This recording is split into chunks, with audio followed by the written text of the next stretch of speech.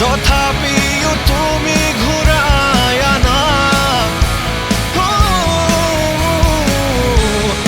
অসীম প্ৰেম হিয়াতে জগাই তোলা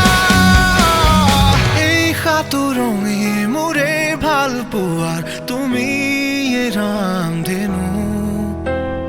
তোমাৰ আশীষেৰে আকৌ আজি বিলীন তোমাতেই হলো